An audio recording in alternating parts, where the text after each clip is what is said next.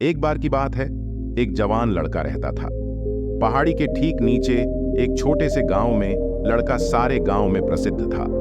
उसके आलस्य और कमजोरी के लिए सभी गांव वाले उसे आलसी कहते थे, क्योंकि वह सारा दिन एक पेड़ के नीचे पड़ा रहता है तो वह झपकी लेता रहता है और उसके भविष्य के बारे में स्पष्ट सपने देखे। उसके दिन आराम से कट रहे थे। एक दिन उसके गांव में एक बौद्ध भिक्षु आए। वह उसी गांव में रहने वाला था। अगले दिनों के लिए बौद्ध भिक्षु पूरा दिन भीख मांग कर गुजारते हैं और लोगों को उपदेश दे रहे हैं और रात्रि विश्राम गांव के बाहर मठ में करते हैं। जब भी बौद्ध भिक्षु भिक्षा के लिए जाते थे और भिक्षा लेकर लौट आए, इसलिए वह हर बार उस युवा लड़के को उस पेड़ के नीचे पाता था। बौद्ध भिक्षु 2 दिन तक यह सब देखते रहे और वह समझ गया कि यह लड़का है, मानसिक आलस्य का गुलाम है। तीसरे दिन बौद्ध भिक्षु भिक्षा लेकर लौट रहा था तो वह उस लड़के के पास गया जो अभी भी पेड़ के नीचे लेटा हुआ था। साधु ने लड़के से कहा, बेटा, मेरे पास तुम्हारे लिए एक काम है। मैं चाहता हूं कि तुम उस पहाड़ी की चोटी पर जाओ और वहां से मेरे लिए एक पंख ले आओ। लड़के ने अपना सिर घुमा लिया, लेटे लेटे पहाड़ी की ओर और उसकी सबसे ऊंची चोटी को निहारा। फिर उसके बाद उसने साधु की ओर देखा और उसने ठट्ठा करके कहा, ऐसा हो ही नहीं सकता। मैं उस पहाड़ी की चोटी तक नहीं पहुंच सकता। मैं बहुत आलसी हूं।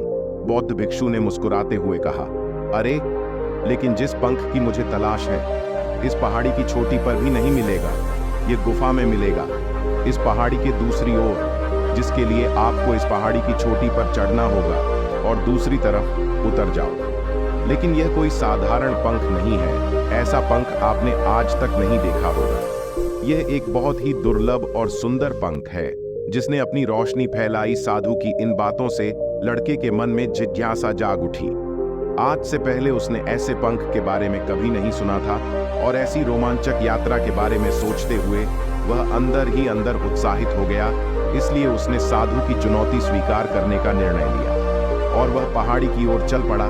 लेकिन चढ़ाई बहुत लंबी और कठिन थी। जल्द ही लड़के का शरीर थकने लगा और उसकी सांस फूल रही है और शरीर से बहुत पसीना निकलने लगा, लेकिन वह चलता रहा।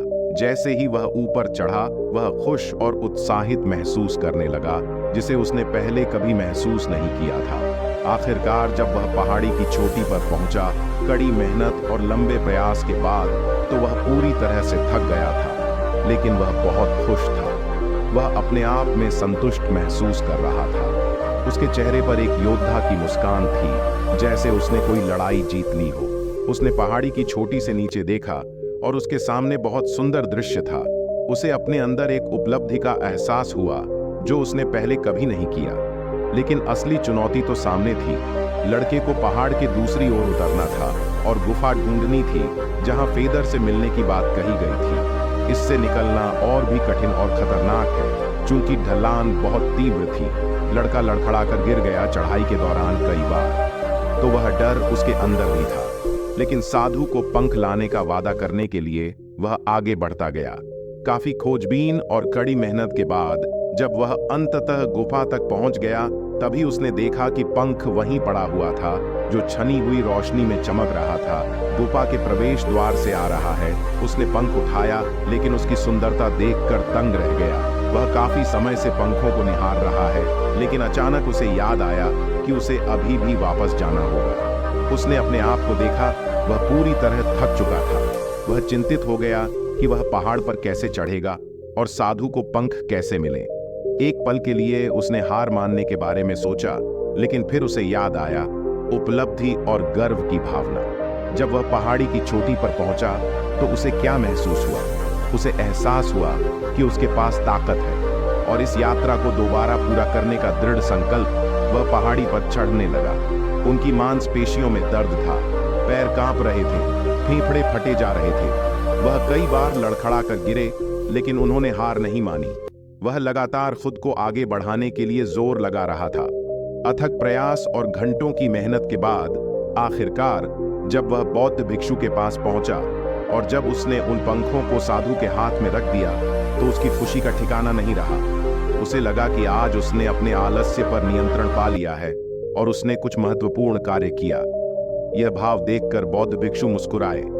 उसके चेहरे पर संतुष्टि और खुशी के भाव, और कहा, शाबाश मेरे बेटे, आज आपने जीवन का एक महत्वपूर्ण सबक सीखा कि आलस्य कोई ऐसी चीज नहीं है जिसे स्वीकार या सहन किया जाना चाहिए। आलस्य एक चुनौती है जिसे दूर करना ही होगा।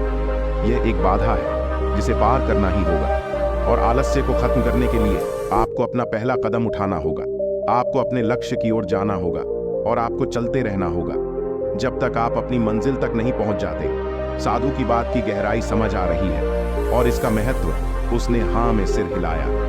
आज उसे एहसास हुआ कि वह बड़ा काम करने में सक्षम है और वह पहले से कहीं अधिक महान था, लेकिन उसके आलस्य ने उसे रोक लिया।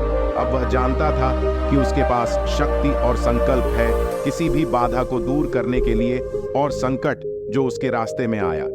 इसके बाद साधु ने उस लड़के को आशीर्वाद दिया, फिर उस गांव को छोड़ दिया। इस कहानी से यह सीख मिलती है